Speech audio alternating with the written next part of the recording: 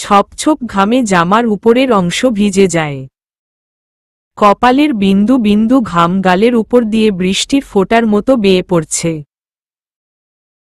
আমি বাম হাতের তালু দিয়ে কপালটা মুছে নিয়ে হাতে রাখা হ্যান্ডব্যাগটা আলতোভাবে বিছানার এক কোণে রাখি।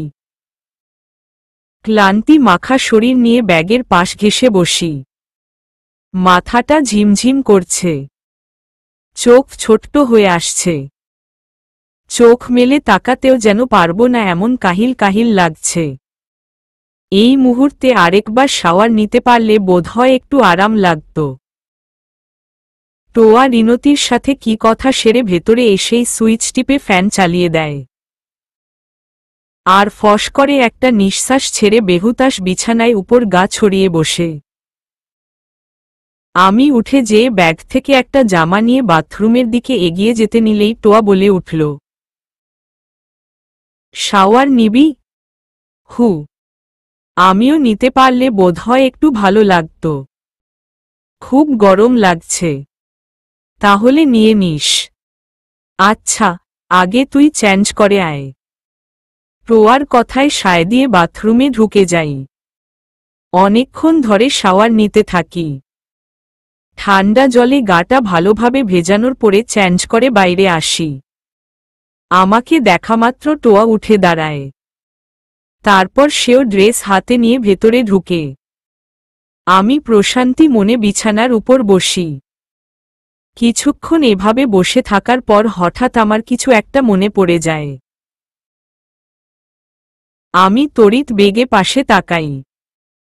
পাশে আমার হ্যান্ডব্যাগটি, আর এই হ্যান্ডব্যাগের মধ্যে আকাশের দেওয়া সেই প্যাকিংটি। আমি সতর্ক চোখে চারপাশ তাকিয়ে ব্যাগটা আলতো হাতে নিই। চেইন খুলে প্যাকিংটা বের করি। প্যাকিংটা খুলতে যাব এমতাবস্থায় আমার ফোন বেজে ওঠে। আমি চমকে প্যাকিংটা আবার ব্যাগে ঢুকিয়ে রাখি। দেখা হয়নি। তার আগে ফোনটা রিসিভ করতে উঠে দাঁড়াই। টেবিলের উপর থেকে মোবাইলটা হাতে নিতেই ভ্রু কুঁচকে আসে আমার। নাম্বারটি আননোন। আননোন নাম্বারে কল করার মতো আমার তেমন কেউ নেই। এই নাম্বারটি আমার একান্ত পার্সোনাল। পরিচিত দুই একজন ছাড়া কারো কাছে এই নাম্বারটি নেই। তাহলে কে কল করতে পারে? ভেবেই খানিক ভয় এবং কৌতূহল নিয়ে কল রিসিভ করতেই ওপাশ থেকে কোনো পুরুষালী কণ্ঠস্বর ভেসে আসে।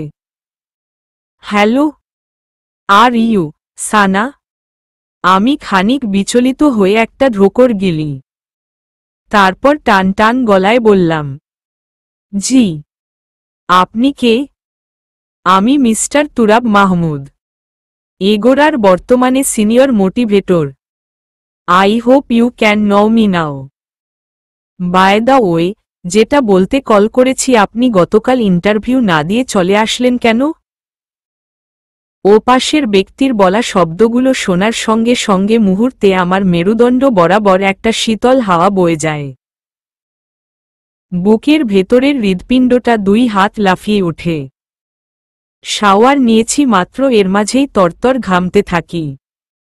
দম নিতে পারছি না। শ্বাসটা ঘন হয়ে আসছে, যেন এমন একটা পরিস্থিতির জন্যে আমি মোটেও প্রস্তুত ছিলাম না। খুব খুব কষ্টে বুকে হাত রেখে জোরে শব্দ করে একটা নিঃশ্বাস ছাড়ি। নিজেকে যথেষ্ট সামলে বললাম, ইচ্ছে হলাম তাই চলে এসছি। চাকরিটা তো আপনার খুবই প্রয়োজন ছিল, তাই না? এ কথাটা এবার আমার বুকে মাঝে তীরের মতো এসে বিঁধল। সাথে আত্মসম্মানেও এসে আঘাত করল। চোখ খিচে সহ্য করে নিয়ে বললাম, প্রয়োজন থাকলেই যে এগোরাতে চাকরিটা করতাম তা ভাববেন না। ওপাশের ব্যক্তি খানিক হেসে দিয়ে বলল, ওয়াও, খুব ভালো কথা জানেন আপনি। মানুষকে উপকার করার কথা ভেবে যদি এমন কুৎসা কথা শুনতে হবে জানতাম, তাহলে যেচে এসে কখনোই বলতাম না। উপকার? কিসের উপকার? আমি কারো দয়া উপকার চাই না। আপনাকে করছি না, আপনার পরিবারকে করছি। কারণ আগে দায়িত্বটা ছিল একরকম। এখন দায়িত্বটা ছেড়ে দিচ্ছি অন্যরকমভাবে। যাই হোক, যেহেতু করবেন না, তাহলে কারো ইচ্ছেতে হস্তক্ষেপ করার অধিকার আমার নেই। রাখছি। আমার কথা শেষ হয়নি। বলেই চোখ বুজে খানিক চুপ থেকে তারপর আবার বললাম, যাদের টাকা নেই, ভাববেন না তাদের আত্মসম্মান নেই। টাকা নামক বস্তুটা থেকেও মানুষের কপট কথার মুখটা কিছু মানুষের জন্যে জঘন্য। মুহূর্তে না দেরি করে কলটা কেটে দিই। কেনজানি এবার ছলছল চোখ থেকে লোনা পানি ঝরতে থাকে। চোখের পানিটুকু আটকাতে আমি কোনোরকম বাধা প্রদান করছি না। খুব নিস্তব্ধ, নির্জীব, নিষ্প্রভ হয়ে দাঁড়িয়ে আছি। কিছুক্ষণ এভাবে থাকার পর টোয়া দরজা খুলে বেরিয়ে আসে। আমাকে এভাবে দাঁড়িয়ে থাকতে দেখে সে কিছুটা ধাতস্থ হয়। দাঁড়িয়ে থাকার কারণ বুঝতে না পেরে আমার কাছে এসে কাঁধে হাত রাখতেই আমি ছোট্ট চোখে তুলে টোয়ার দিকে তাকাই। আমি বুঝতে না দিলেও সে আমার গালে পানির শুকনো দাগ দেখে বুঝতে সময় লাগেনি আমি যে এতক্ষণ খুব কেঁদেছি। এবার আমার কাঁধে খুব জোরে চাপড়ে ধরে বলল, সানা, তুই কেঁদেছিস এতক্ষণ? কেন কেঁদেছিস? কি হয়েছে তোর? কি হয়েছে? আমার চুপ থাকা দেখে টোয়া এবার আমার গালে ধরে বলল, বলছিস না কেন? কি হয়েছে তোর? নিজেকে আর সংযত রাখতে পারিনি। সারা শরীর কেঁপে উঠে, নাকমুখ ফুপিয়ে উঠে, বুকটা দ্রুতগতিতে উঠানামা করে। আর সঙ্গে সঙ্গেই টোয়া আমায় তার দিকে নিয়ে জোরে চেপে ধরে। আমি হিতাহিতজ্ঞান শূন্যতা হয়ে টোয়াকেও জড়িয়ে ধরে জোরে আওয়াজ করে কান্না করে দিই।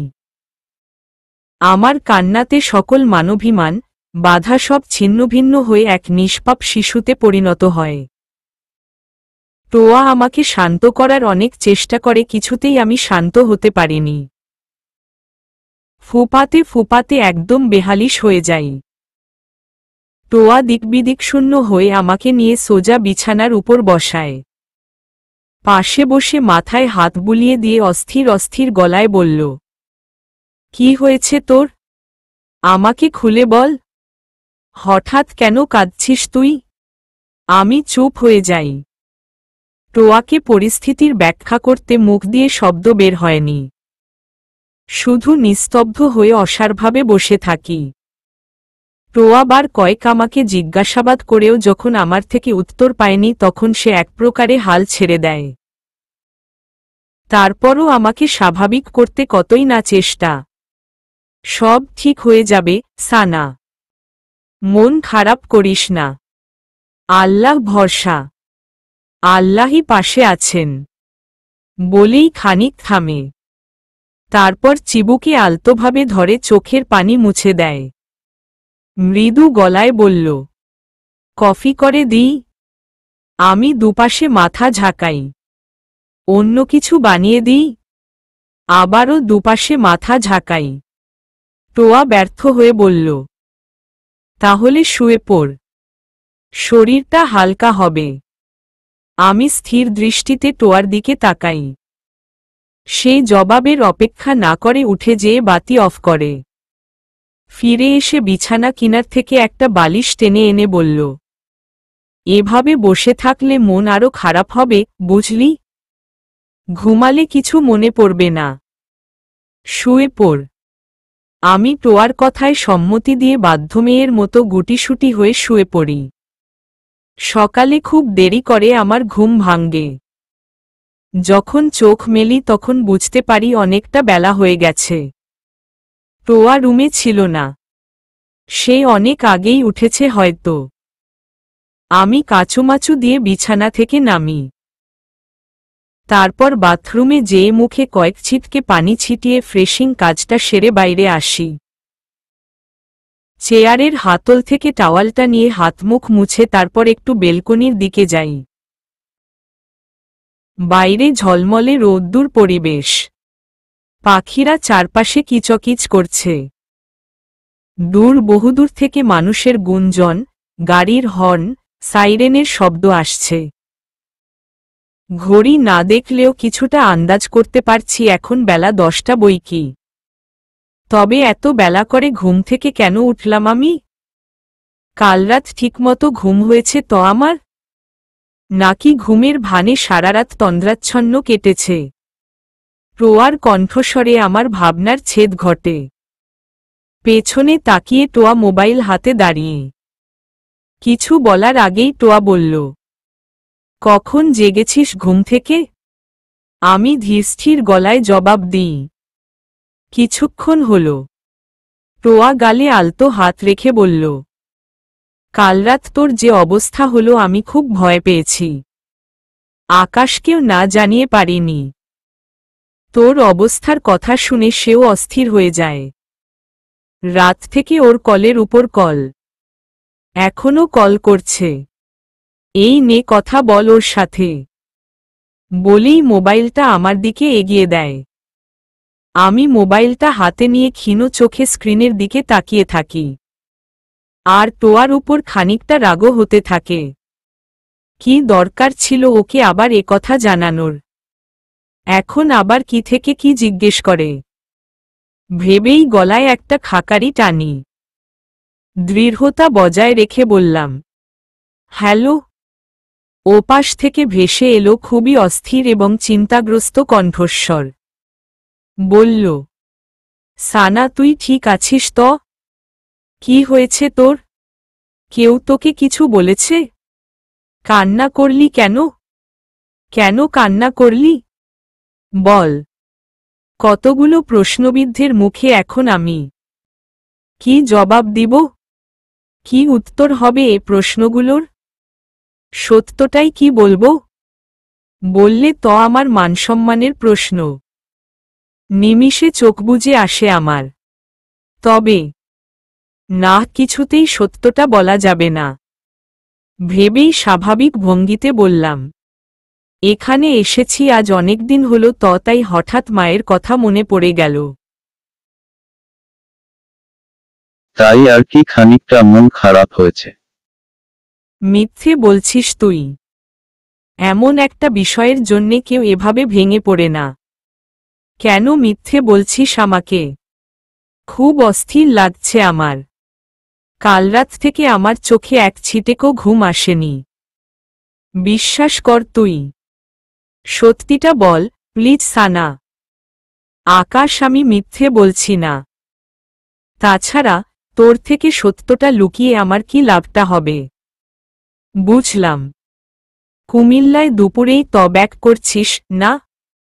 দুপুরের আগেই ব্যাক করার চিন্তাভাবনা করছি। দুপুরের আগে? আর আমার সাথে দেখা? আকাশ, দেখা মনে হয় না করতে পারবো। কেন? আমার এখন বেরুতে ইচ্ছে হচ্ছে না। তাহলে আমি তোদের বাসার নিচে আসছি। রাখো। এই না না, আকাশ কিন্তু বেশি বাড়াবাড়ি হয়ে যাচ্ছে এবার। কথাটি বলার সাথে সাথেই ওপাশ থেকে কেটে যায়। আকাশের কল কাটায় আমার ভেতরে কিছুটা ধাক্কা লাগে। এখানে আসতে অস্থির হয়ে কল কেটেছে নাকি আমার কথায় রাগ হয়ে কল কেটেছে তার কারণ আমি জানি না। তবে জানতে কেনজানি ইচ্ছে হয়নি। ফোনটা সুন্দরভাবে আবার টোয়ার হাতে দিয়ে দিই। তারপর বললাম, রেডি হয়ে নে, বাসায় যাব। বলেই বিছানার উপর রাখা জামাকাপড়ের ব্যাগের দিকে এগিয়ে যাই। আমার কথায় টোয়া খানিকটা চমকায়। খুব অবাক হয়ে বলল, আর আকাশের সাথে দেখা? আমি হাঁটার মাঝে থেমে যেয়ে টোয়ার দিকে ফিরে বললাম, কাল রাতে দেখা হলো। আজ না হলে অসুবিধে নেই। ওটা তো আকস্মিক। আকস্মিক আর ফিক্সড টাইম তো এক নয়। কথা ছিল কি দেখা করা। দেখা হলো। সো আকস্মিক আর ফিক্সড কোনো কথা নয়। বলেই আমি আমার ব্যাগ হাতে নিয়ে জামাকাপড়গুলো গোছাতে থাকি। টোয়া আমার কথার উপর কথা বলতে আর ভাষা খুঁজে পায়নি। চুপ হয়ে যায়। সে হয়তো ভাবেওনি আমি এমন কিছু বলবো। বেলা 12টার দিকে আমি এবং টোয়া যাত্রাবাড়ি বাস কাউন্টারে আসি। আমি কাউন্টার থেকে দুটো টিকিট নিয়ে ওয়েটিং রুমে যাই। টোয়া তার ব্যাগটা পাশের সিটে রাখতে রাখতে বলল। তখন একটা মেসেজ টোন এসেছিল। কে যেন মেসেজ করেছে। দেখ কে করেছে। দেখতেছি বলেই টোয়া ব্যস্ত হয়ে যায় ব্যাগ থেকে মোবাইল বের করতে। তারপর মোবাইল বের করে এনে অন করে দেখল আকাশের মেসেজ। টোয়া মেসেজটি পড়ে কিছুটা হতাশ হয়। আর হতাশের কারণ আমার জন্যেই। আমার দিকে তাকিয়ে ভ্রু কুঁচকে বলল। আকাশ বলল সেফ জার্নি। তোর দিকে খেয়াল রাখতে। বাই দ্য ওয়ে, মেসেজ করে একথা আমায় বলল, তবে বলার তো উচিত ছিল সে নিজেই তোকে। ঝগড়া করলি নাকি? এমনিতে বলল দেখা করতে। আমি করতে চাইনি সেজন্যে। বাদ দে এমন ঢংঢাং। এমন ঢংঢাং সহ্য হয় না। আচ্ছা উঠো, মনে হয় বাস আসার সময় হয়ে গেছে। বলেই দাঁড়িয়ে যাই। তারপর ব্যাগ হাতে নিয়ে টোয়াকে সঙ্গে করে রাস্তার কিনারে এসে দাঁড়াই। আর দিকে দিকে গাড়ির আসার দিকে তাকাই। একটা মুহূর্তে বাস চলে আসে। বাসে উঠি। সিট খুঁজে নিয়ে জায়গায় বসি। কিছুক্ষণ বাদে বাস ছেড়ে দেয়।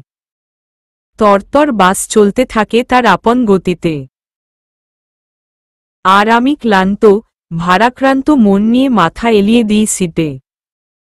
চোখ বুজে আনতেই চোখের সামনে ভেসে ওঠে কাল রাতের বিষণ্ণ মাখা সেই স্মৃতির। ভাবলাম আকাশ দেখা করতে আসবে। আসেনি। কল করেও খোঁজ নেয়নি। টোয়াও আমার উপর খুব অভিমান করে আছে কাল রাতের সেই বিমর্ষ কাহিনীর কথা না খুলে বলাতে। আচ্ছা, সবার অভিমানের বিলাপে আমার কষ্টের ছাপগুলো শুধুই ছাপা পড়ে যাবে? নাকি নিবৃত্তে নিজের কাছে চেপে রাখলে এমনটা কষ্ট পেতে হবে? বাড়ি ফেরার পর মায়ের চোখমুখে যে কিঞ্চিত আশা ছিল আমার মুখের দিকে তাকাতেই তা একনিমিষে ধুলোকণার মতো উড়ে যায়।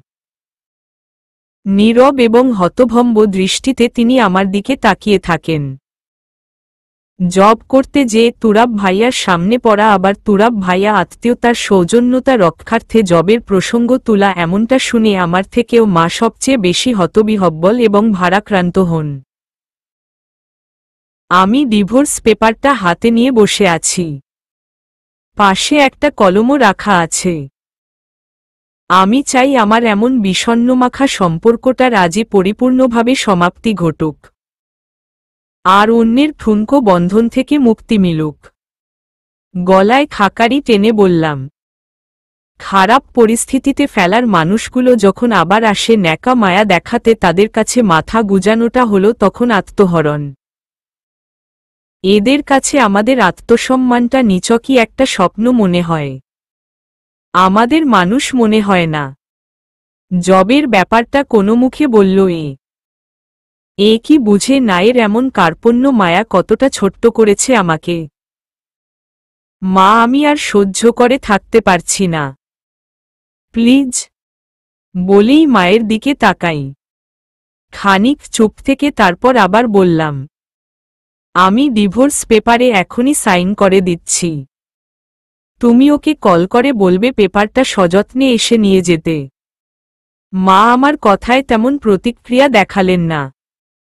বিমূর্তভাবে দাঁড়িয়ে আছেন। আমি কলমটা হাতে তুলে নিই। স্বাক্ষর করা স্থানে কলমের পিন বসাতে গেলেই হঠাৎ আমার বুকের ভেতরটায় একটা চাপা আর্তনাদ করে ওঠে। প্রচণ্ড ব্যথার আর্তনাদ। ওই অমানুষটার জন্যেই কি এমন অনুভূতি অনুভব হচ্ছে? নাকি বিয়ের নামক এই বন্ধনকে পরম সম্মানের চোখে দেখি বিধায় এতটা কষ্ট হচ্ছে? হয়তো তাই। না হলে ওমন লোকের জন্যে মিছে মায়া আমার মনে কখনোই জন্মাত না। আমি আমার এই আমিটাকে চিনি। সে কতটা দৃঢ়। সে বিবেককে আবেগের কাছে তুচ্ছ তুল্য। আজও তার ব্যতিক্রম হবে না। মায়ের কণ্ঠস্বরে ভাবনার ছেদ ঘটে। মা বললেন, সানা, শোন মা। আমি ঘোলা ঘোলা চোখে মায়ের দিকে তাকাই। মাকে সামনে স্পষ্ট দেখতে পাচ্ছি না। চোখের পানিটা এই মুহূর্তে বড্ড বাড়াবাড়ি করছে। মা বললেন, সাইনটা ওদের সামনে করলে ভালো হতো না? ওদের সামনে করলে অন্তত একটা প্রুফ থাকবে। পরে যদি আবার অন্য কিছু বললে? জানিস তো এখনকার মানুষ তিলকে তৈল বানায়। অবচেতনের মাঝেও মায়ের কথাটা যুক্তিযুক্ত মনে হল। তারপরও এড়িয়ে যাওয়ার চেষ্টা করি। তবে তা আর বেশিক্ষণ বিরাজ করেনি। এর আগেই মা এক সপাটে আমার হাত থেকে পেপারটা নিয়ে যান। বললেন, অবচেতন কাজ করলে ভালো ফল আসে না। ওর আসুক, আমরাও ওদের সামনে সাইন করে দিব। ব্যাস। উত্তেজিত হয়ে কোনো কিছু করা ঠিক না রে মা। আমি স্থির চোখে মায়ের দিকে তাকিয়ে থাকি। তারপর কি ভেবে পাশে রাখা মোবাইলটা হাতে নিই। কাল রাতের সেই আননোন নাম্বারটি স্ক্রিনের সামনে এনে কল লাগাই। 2-3 বার রিং হওয়ার পর ওপাশ থেকে রিসিভ হয়। ব্যস্ত কণ্ঠস্বর ওপাশ থেকে ভেসে আসল। জি, বলুন। আমি খানিক চুপ থেকে নিজেকে যথেষ্ট স্বাভাবিক করি। তারপর দৃঢ় গলায় বললাম, আপনি আমাদের বাসায় আসছেন কবে? আসলে আপনার পেপারটা আমাদের বাসায় পড়ে আছে আজ দিন 10 হল। পেপার রেখে যাওয়ার সাথে মালিকানা হস্তান্তর করেছেন বুঝি? ওপাশে কথাটা কিভাবে নিল তা আমি জানি না। তবে কিছুক্ষণ নীরবতা বিরাজের পর কণ্ঠস্বর ভেসে আসল, আসলে খুব ব্যস্ত ছিলাম তো কর্মীদের ইন্টারভিউ, তার উপর চাচার অসুস্থতা আর তা তো আপনি জানেন। তাই যেতে সময় করতে পারিনি। এসব শুনতে কল করিনি। কবে আসবেন তার ফিক্সড তারিখ দিন। আমার পক্ষে অপেক্ষা করা ইম্পসিবল। আর 5 দিন পর। নো, আপনি কাল আসবেন। আর আমি আপনার জন্যে অপেক্ষা করব। ওকে। বলেই মোবাইলটা কান থেকে সরিয়ে হন্তদন্ত কলটা কেটে দিই। মা ভাষাহীন মুখে আমার দিকে তাকিয়ে। তারপর আমি আর মাকে কিছু না বলে সোফা থেকে নেমে মায়ের সামনে দিয়ে চলে আসি। রুমের দরজা লাগিয়ে দিয়ে অবাধ্য চোখের পানিকে এবার মুক্ত করে দিই। সেই ঝোড়ো ঝোড়ো বৃষ্টির ফোঁটার মতে পড়তে থাকে। কত চেষ্টা করেছি আর কান্না করব না। তারপরও এই চোখ শুনে না। পরদিন বেলা ঠিক কটা আমি জানি না। আমি নিস্তেজ শরীরে এলোমেলোভাবে ঘুমিয়ে আছি। এমন সময় একটা ঘোরমাখা কণ্ঠস্বর আমার কানে বাজে। স্পষ্ট না শুনলেও কণ্ঠটি মায়ের হবে এ নিয়ে আমি নিঃসন্দেহান। তিনি আমার কাছে এসে বলেন, তুরাব আসছে, সানা। অবচেতন মস্তিষ্ক ক্ষীণভাবে কথাটি মাথায় লোড করতে পারেনি। ভালোভাবে না শুনতে পেয়ে ঘুমা ঘুমা চোখে বললাম, কি বললে? তুরাব আসছে। কথাটি খুব জোর এবং শক্ত প্রবল ছিল। আমি তুরাব শব্দটি শোনামাত্রই শোয়া থেকে টপ করে উঠে বসি। মায়ের দিকে চেয়ে বললাম, কখন আসছে? এখন বেলা কটা? আসলো কিছুক্ষণ হবে। আর এখন 12টা বাজে।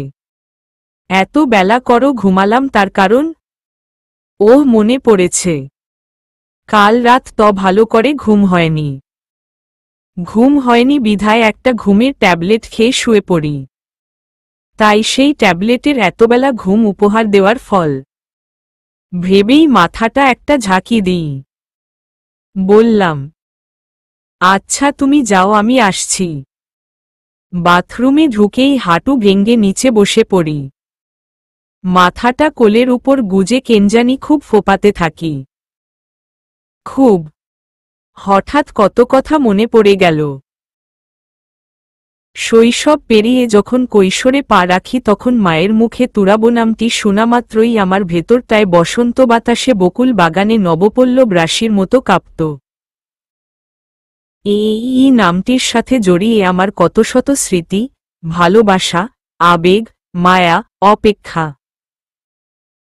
বিশ্বব্রহ্মাণ্ডে এই নারী মন সেই কৈশোর থেকে ওই নামটির পুরুষের প্রতি মরুভূমির বালুচরে খা খা ভালোবাসার তৃষ্ণার্ত অনুভব করেছে। হয়তো অনুভূতিটা সেজন্যেই একটুখানি বেশি। ভাবতে ভাবতে ছোট একটা দীর্ঘশ্বাস ছাড়ি। তবে এত কষ্ট পেয়ে কি হবে? ওই মানুষটির মনে কখনোই ওসব অনুভব হয়নি। তাহলে এখন আমার এসব নিছক কল্পনা ভেবে কি লাভ? নিজ মনে নিজেকে সান্ত্বনা দিয়ে চোখের কিনারের পানি মুছে নিই। তারপর ধীর গতিতে আয়নার সামনে দাঁড়াই। চোখ কেমন লালচে লালচে, চোখের নিচে কালো কালো ছাপ, মুখটা ফুলে ধুম্বুল। মুখে কয়েক ঝাপসা পানি দিই, চোখেও ভালোভাবে দিই। তারপরও চোখের ক্লান্তিটা যেন রয়েই গেল। তবে বেশিক্ষণ দেরি করা সম্ভব নয়। ভেবেই টাওয়াল দিয়ে মুখটা মুছে নিই। মাথায় কোনোভাবে ওড়না জড়িয়ে বাথরুম থেকে বের হই। তারপর আমার পা দরজার দিকে এগুতে থাকে ধীর গতিতে। বুকের ভেতরটায় একটা উত্তেজনা ভাব। খানিক বাদেই মুখোমুখি হব ওই স্বার্থপর, কার্পণ্য মানুষটার। আর সাইন করে দিয়েই সারা জীবনের মুক্ত হব। বাইরে এসে আমি খানিকটা চমকে যাই। ডাইনিংয়ে শুধু তুরাব ভাইয়া বসে আছেন। খালামণিকে কোথাও দেখছি না। মনে মনে কিছুটা ধাতস্থ হই। তবে এ প্রশ্নের বেশিক্ষণ সমাধান খুঁজতে হয়নি। মা কিচেন থেকে খাবার ট্রে হাতে এদিকে আসতে আসতে বলেন, সোফায় এসে বসো, সানা। শাহিদা আসেনি, তুরাব একাই এসেছে। মায়ের কথা শুনে তুরাব ভাইয়া সামনে ফিরে আমার দিকে তাকান। আমি যে ডাইনিংয়ে আসলাম উনার এতক্ষণে খেয়াল এলো।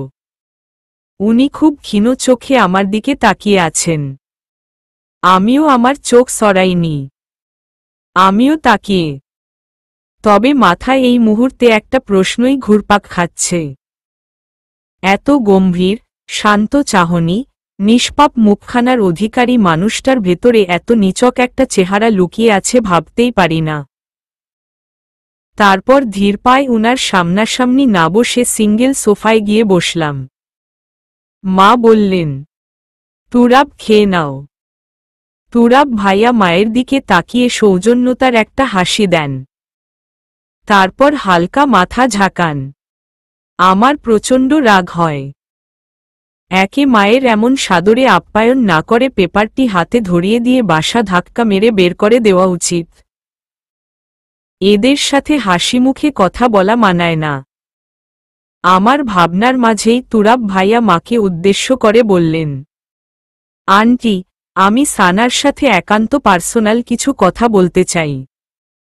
আপনার যদি। লোকটির কথা বলা শেষ হওয়ার আগেই মা উনার মুখ থেকে কথা কেড়ে নিয়ে বললেন, আমার সমস্যা নেই, তোমরা কথা বলো। বলেই মা চলে যান। আমি মাথা নিচু করে চুপ হয়ে বসে আছি। কিছুক্ষণ এভাবে নীরব কাটে। তারপর তুরাব ভাইয়া আমার হাতের দিকে তাকিয়ে নিজ থেকেই আগে বলেন, ডিভোর্স পেপারটা সাথে করেই নিয়ে এসেছ, তাই না? আমি আর নয়নে উনার দিকে তাকাই। নিজেকে কথা বলতে যথেষ্ট গুছিয়ে নিয়ে খানিক হাসি দিয়ে আবার বলেন, ছোট্টবেলায় তোমাকে দেখেছি। ছোট্টবেলায় তুমি কেমন ছিলে তা আমার খেয়াল নেই। তাছাড়া ছোটবেলার কথা কারোই মনে থাকার কথা নয়। বড় হয়েও তোমাকে দেখার কখনো সৌভাগ্য হয়নি। পড়ালেখা, মায়ের চাকরি, বাবার চাকরি মাঝে যাতাকলে পিস্টামি। আত্মীয় বলো অথবা বাইরের মানুষ বলো কারোর সাথে ভালোভাবে তেমনটা মেশা হয়নি। তবে বড় হবার পর থেকে মা তোমার ব্যাপারে আমায় তেমন কিছু বলেননি। এটাও ভালোভাবে বলেননি যে তোমার সাথে আমার বিয়ে হয়েছিল। মাস 3 আগে হঠাৎ তিনি আমাকে তোমার ব্যাপারে কথা তুলেন। আমি কতটা শোনামাত্র যতটাই অবাক হলাম তার চেয়েও বেশি মাত্রাতিরিক্ত মায়ের উপর রাগ হলাম। এমন একটা সিদ্ধান্ত হুটহাট যে কারোই পক্ষে মনে নেওয়া অসম্ভব। তাই আমি চাচ্ছি তোমাকে আমার কিছুদিন বুঝতে হবে, জানতে হবে। তোমাকে ভালোভাবে বুঝে উঠার পর যদি শেষ করতে দিইনি, তার আগেই আমি ধুম পায়ে দাঁড়িয়ে যাই। উনার দিকে চাক্ষুষ চোখে তাকিয়ে বললাম, যদি না অ্যাডজাস্ট হয় তাহলে ডিলিট, তাই তো? জীবনটাকে কি ভেবেছেন আপনি? পুতুল খেলা? যেমন চাইবেন তেমন হবে। সব জীবন অন্যের শাসনে চলে না। ওই শাসিত মানুষটার খেয়ে পড়ে থাকলে তার অস্তিত্ব তার অধিকারে চলে যায় সেটা ভাববেন না। সে মানুষটারও একটা আত্মসম্মান বোধ বলে কিছু থাকে। এতটাই চক্ষুলজ্জাহীন ভাববেন না। আমার কথা শুনে লোকটির চোখজোড়া চটগাছ হয়ে যায়। আমি যে এভাবে বলবো হয়তো তিনি তা কল্পনাই করেননি। হন্তদন্ত মুখে বার কয়েক শ্বাস টেনে কপালের উপর ছড়িয়ে থাকা চুলগুলো ঠিক করে নেন। তারপর খুব দৃঢ় গলায় বলেন, তোমাকে এসব কেউ বলেছে? তুমি আমার কথা ভালোভাবে না শুনেই এমন গেজ করা উচিত না। কোনটা ভুল, কোনটা সঠিক ওটা এই সানাকে চেনাতে আসবেন না। আপনার কাছে আমার বিনীত অনুরোধ প্লিজ। আমি এখনই পেপারে সাইন করে দিচ্ছি, আপনি চলে যান। এমন কালো চাদরের মুড়ে নিজেকে আর রাখতে পারছি না। তার আগে আমার একটা, আমি কোনো কথা শুনতে চাচ্ছি না। প্লিজ। আমার আর সহ্য হয় না। একদমই না। বলেই পেপারটা সামনে তুলে রাখি। কলম টুকতে গেলে কলম পাইনি। বলেই গেলাম আসার সময় কলম সঙ্গে করে নিয়ে আসিনি। তারপর সোফা থেকে উঠে দাঁড়িয়ে দ্রুতপদে রুমের দিকে যাই। ড্রেসিং টেবিলের সামনের থেকে কলম নিয়ে ফিরে আসতেই সোফার দিকে তাকাতেই আমার চোখ আটকে যায়। তুরাব ভাইয়া ওখানে স্ট্রেট দুহাত পকেটে গুজে দাঁড়িয়ে আছেন। চোখমুখে একটা কৌতূহলী ভাব। আমি সামনের দিকে হেঁটে যেতেই তিনি অতি স্বাভাবিক গলায় বললেন, তুমি হয়তো জানো না ইদানিং তোমাকে নিয়ে আমি খুব ভেবেছি। একদিনে তোমাকে যতটা চিনলাম আমার মনের ভেতরে একটা তপ্ত অনুভূতি অনুভব করেছি। বুঝতেছি না কেন। বিচ্যুত অবিচ্যুত এই দুয়েক নিয়ে আমি অনেকটা সন্দেহানে আছি। আমার দিক দিয়ে ডিভোর্সটা মেনে নিতে এই মুহূর্তে একটু সময় লাগবে। তবে সিদ্ধান্ত তোমার। আমি প্রেশার ক্রিয়েট করছি না। এখন আমি চলে যাচ্ছি। পেপারও তোমার কাছে রেখে গেলাম। ইচ্ছে জাগলে সাইন করে নিও, না হলে বাকিটা তোমার ইচ্ছে। ফোনে আমাকে জানিয়ে দিও। আমি অপেক্ষা করবে। খুব অপেক্ষা।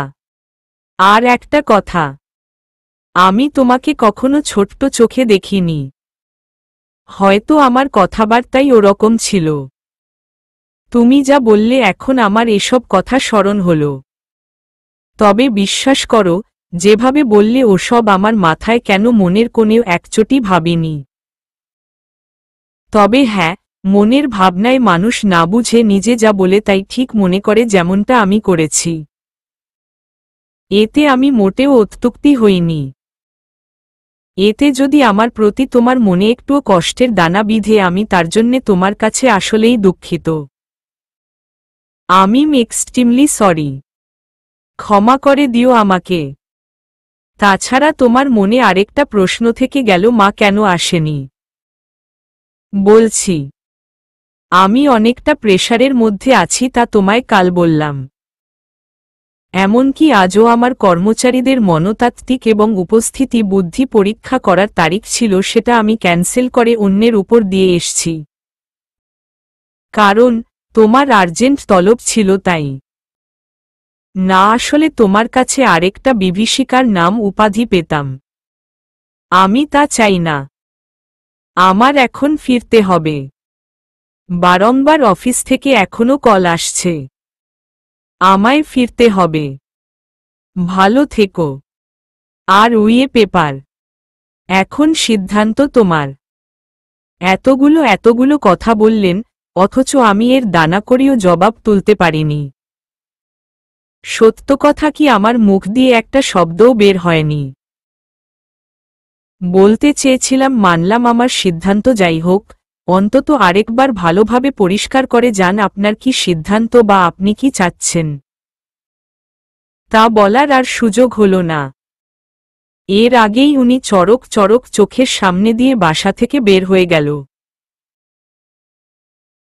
যখন পুরোপুরি বুঝতে পারলাম এখানে মানুষটির একদমই অস্তিত্ব নেই তখন আমার চেতনার দ্বার জাগ্রত হয়।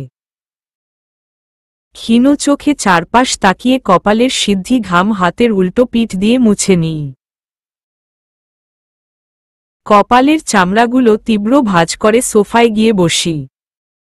মা এসেই পুলকিত মুখে পেপারটি হাতে নেন। সাইন হয়নি দেখে বেশ হাসি হাসি মুখ করে বলেন, সানা রে তুরাব কি বলল? ও ডিভোর্স চাইছে না। আমি উত্তর করতে পারিনি। ছলছল চোখে মায়ের মুখের দিকে তাকিয়ে আছি। মা পেপার হাতে আমার কাছে এসে বসেন। আবার বলেন, বললাম না তুরাব খুব ভালো ছেলে। হয়তো ও এখন অনেকটা সন্দেহবশরে আছে সম্পর্কটা ভাঙবে কিনা।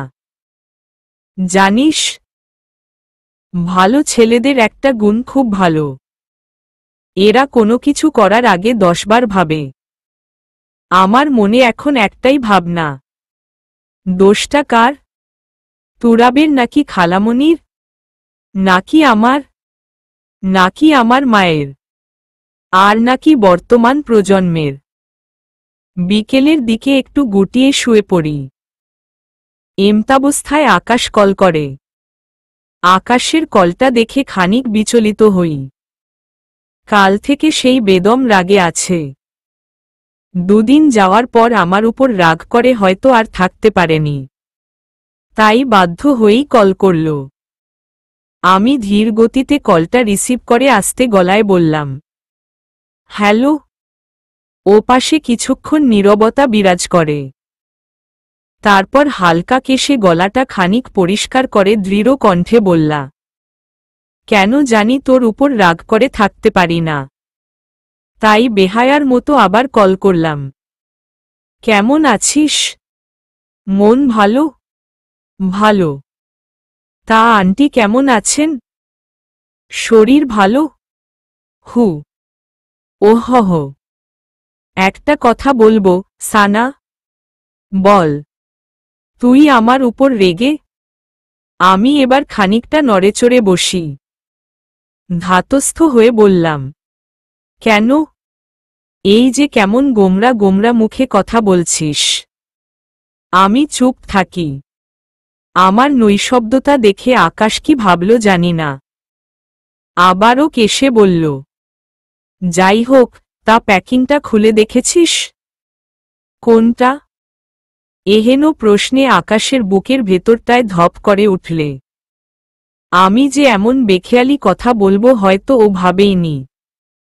প্যাকিং দিয়েছে জানি, তবে ওতটা গুরুত্বপূর্ণভাবে মনে রাখিনি, তাছাড়া মনে আসেইনি। শূন্য উদাসীন মস্তিষ্কটা বললাম, আচ্ছা দেখব। ওকে। দেখে ফিডব্যাক জানাইস। খুব সুন্দর একটা ফিডব্যাক যেন হয়। আমি আশায় থাকব। আচ্ছা।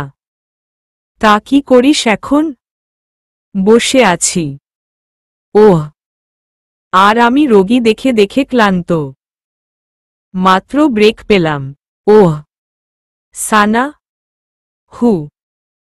একটা কথা বলি। হু। তোর হাজবেন্ডের কি অবস্থা? কথা হয় তার সাথে তোর?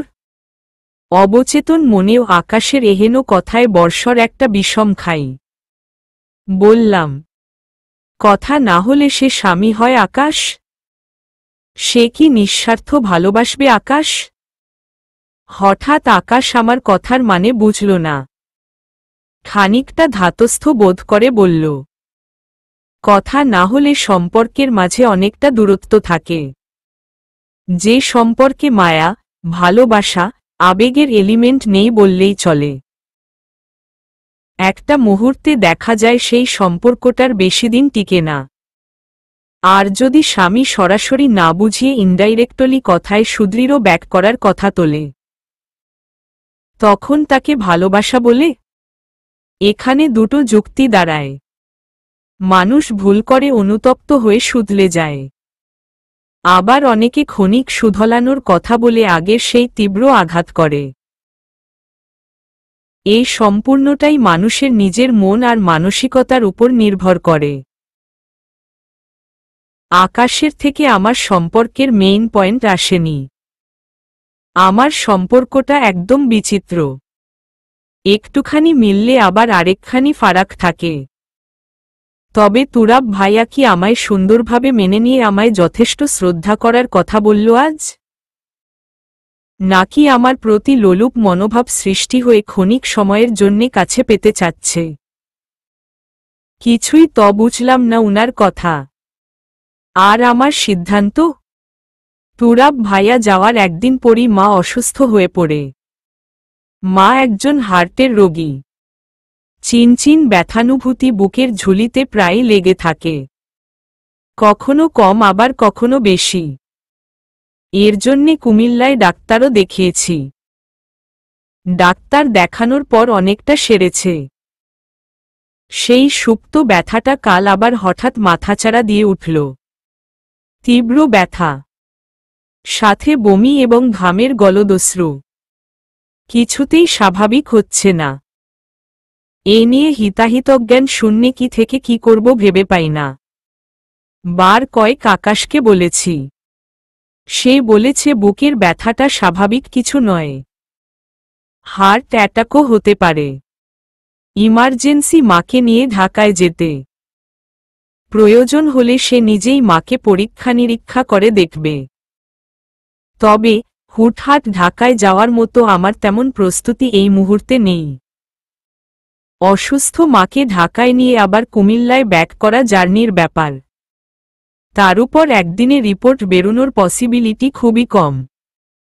আল্লাহ না করুক রিপোর্ট যদি খারাপ আসে তখন তো ঢাকায়ই থাকতে হবে। আর থাকলেও কোথায় থাকব?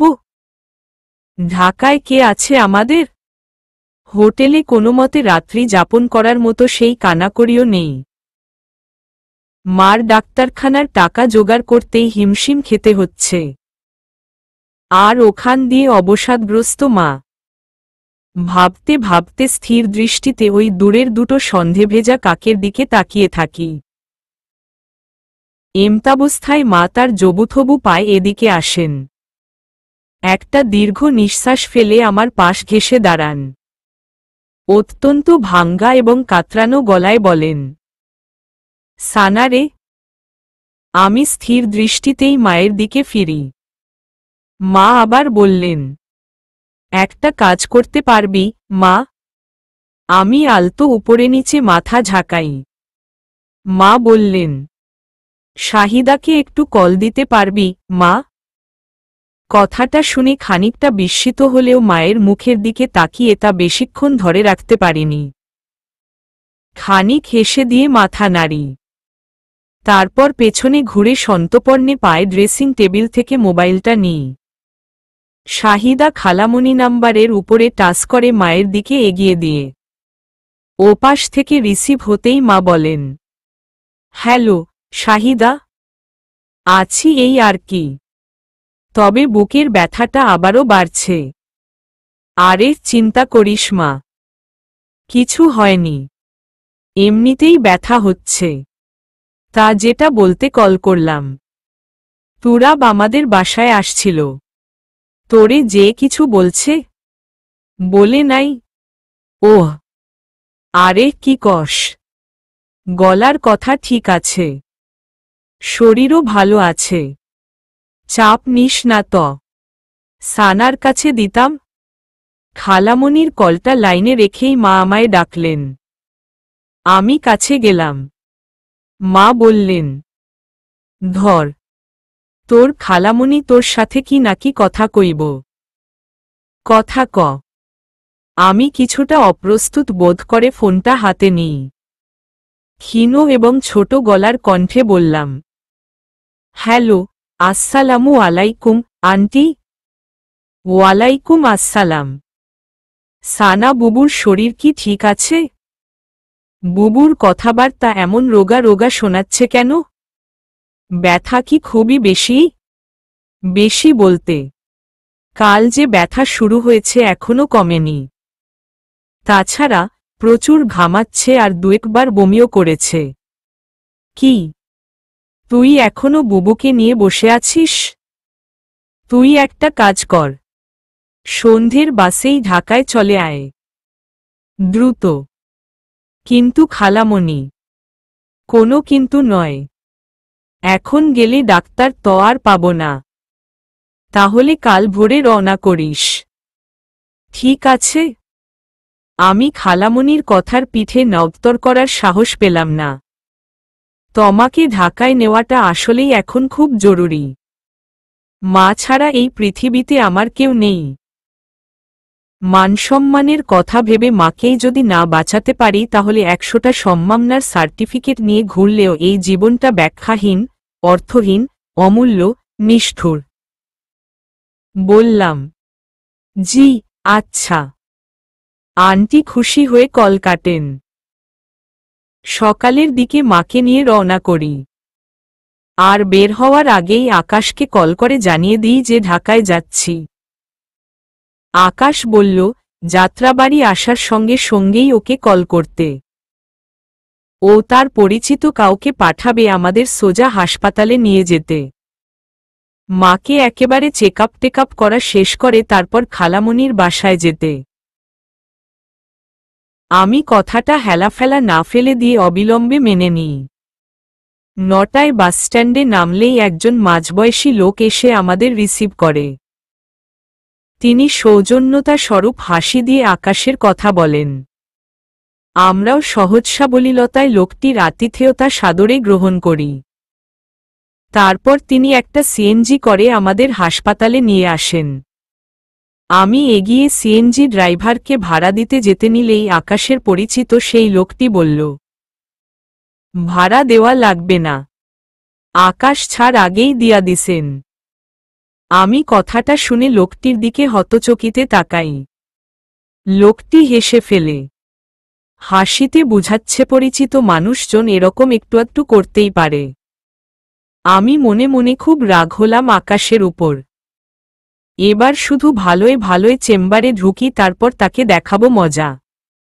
এত মেরসিফুল কে সাজতেন বলছে। ভেতরে ঢোকার পর রিসিপশনে যাই।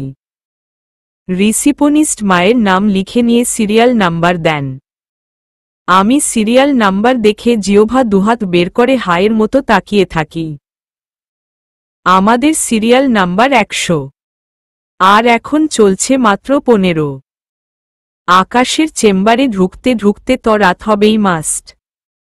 রিসিপনিস্ট বললেন, আপনারা কোথাও যেয়ে ঘুরে আসুন। আর ঘুরতে না ইচ্ছে হলে ওখানে বসে থাকুন। জি, আচ্ছা। আর শুনুন ম্যাম, ইয়েস, বিকেলের মধ্যেই কি ডাক্তারকে দেখিয়ে বেরুতে পারব? Not sure, ma'am. ওহ। বলেই বেজার মুখ করে মাকে নিয়ে কোনার একটা সিটে বসি। আর ফোনটা হাতে নিয়ে আকাশের নাম্বারের উপর ঘুটঘুট করতে থাকি।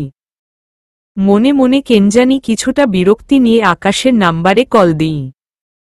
2-3 বার রিং হওয়ার পর রিসিভ হয়নি। আবারও বিরক্ত হয়ে মোবাইলটা পাশে রাখি। অতঃপর 30 মিনিট কেটে যাওয়ার পর আকাশ নিজেই ব্যাক করে। অস্থির গলায় বলল, সরি, সরি সানা। আসলে এতক্ষণে আমি রোগী দেখতেছিলাম। কোথায় তুই? এসেছিস 30 মিনিট আগে। কি? আচ্ছা ওয়েট কর। তোর সিরিয়াল কত? 100। ওকে, রাখো। আমি রিসিপশনে কল করতেছি। কিছুক্ষণ বাদেই আমাদের রিসিপশন থেকে ডাক আসে। আমি মাকে নিয়ে রিসিপশনের দিকে যাই। রিসিপশনে যেতেই রিসিপশনের মেয়েটি আমাদের উদ্দেশ্য করে বলল, স্যার বললেন আপনারা চেম্বারে যেতেন। আমি মুখে একটা সৌজন্যতার হাসি টেনে বললাম, ধন্যবাদ। মেয়েটি হাসি মুখে ধন্যবাদ গ্রহণ করে তারপর আবার বলল, আপনারা একটু কষ্ট করে এখানেই দাঁড়ান, স্যারের পিএ এসেই আপনাদের চেম্বারে নিয়ে যাবে। আমি মেয়েটির কথায় মাথা নাড়ি। 2 মিনিট নাগাদ অপেক্ষা করার পর আকাশের পিএ এসে আমাদের চেম্বারে নিয়ে যায়।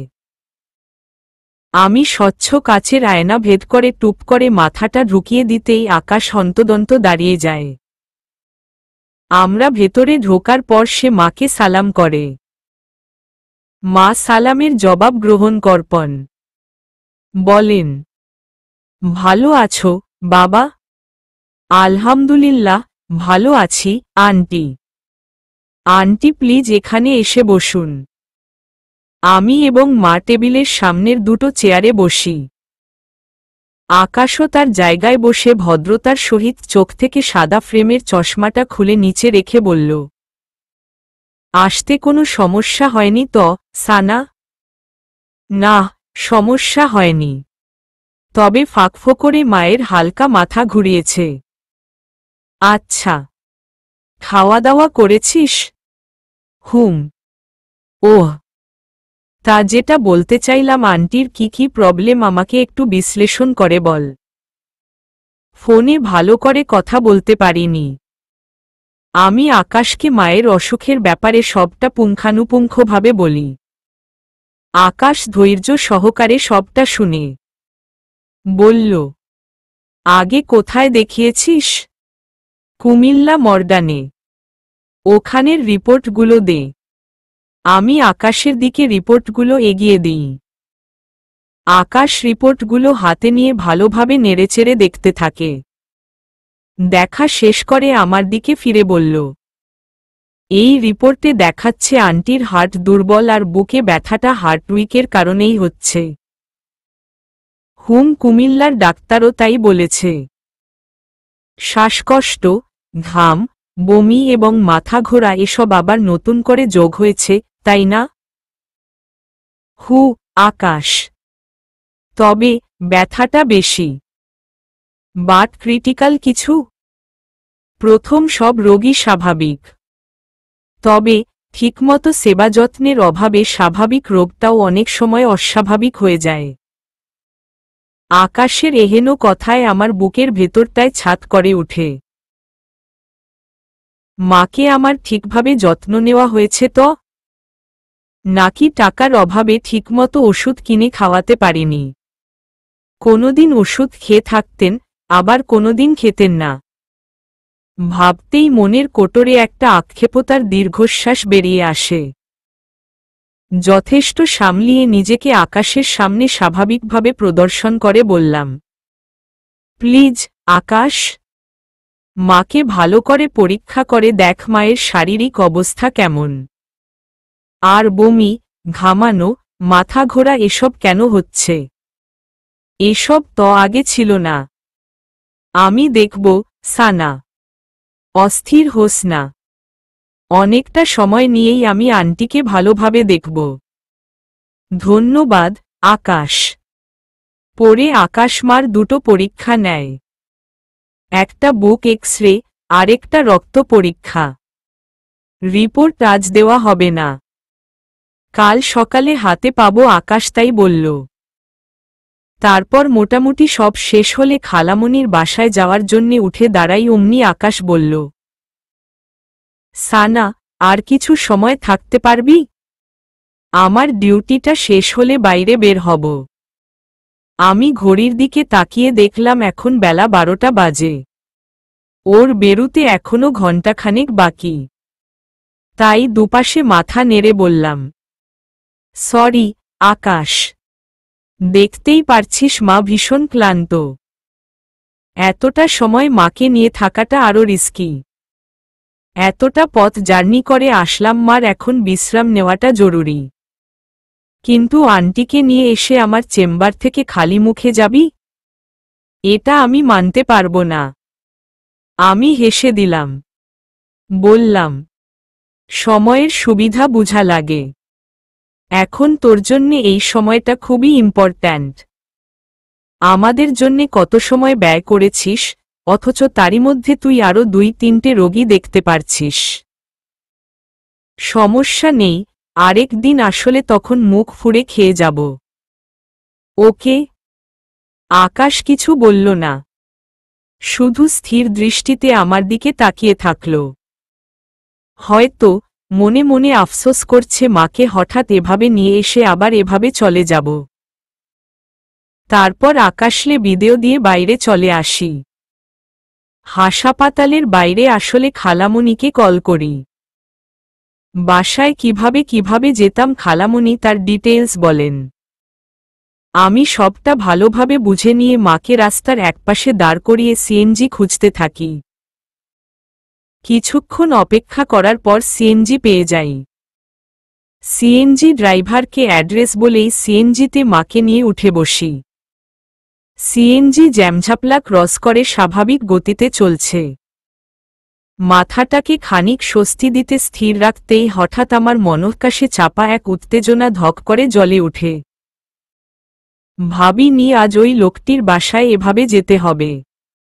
ওই লোকটির মুখোমুখি হতে হবে।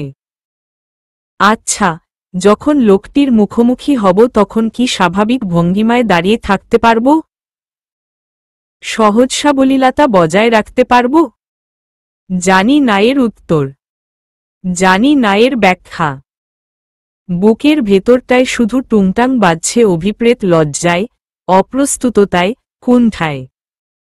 হৃৎস্পন্দন বারবার কেঁপে উঠছে। হাতের তালু, কানের পিছনে, পায়ের তালুতে গড়গড়িয়ে ঘামের অজস্র স্রোত বইছে, তা সিএনজির ঝটকা বাতাসেরও রুক্ষতাকে হার মানাচ্ছে। কিছু সময় পর সিএনজি তার নির্দিষ্ট গন্তব্যে এসে পৌঁছায়। আমি মাকে নিয়ে সিএনজি থেকে নামি। তারপর ড্রাইভারের উনার ভাড়া মিটিয়ে উনাকে বিদেয় করি। তারপর খালামণিকে কল করি। খালামণি কল রিসিভ করতেই বললাম, জি খালামণি, আমরা নিউমার্কেট 10তলা বিল্ডিং এর নিচে দাঁড়িয়ে আছি। খালামণি ব্যস্ত কণ্ঠে বলেন, একটু ওখানে দাঁড়াও, কষ্ট করে। আমি নিচে দারোয়ানকে পাঠাচ্ছি। জি, আচ্ছা। পরমুহূর্তে দারোয়ান এসে আমাদের গেট খুলে দিয়ে ভেতরে আসতে বলল। আমরা ভেতরে ঢুকি।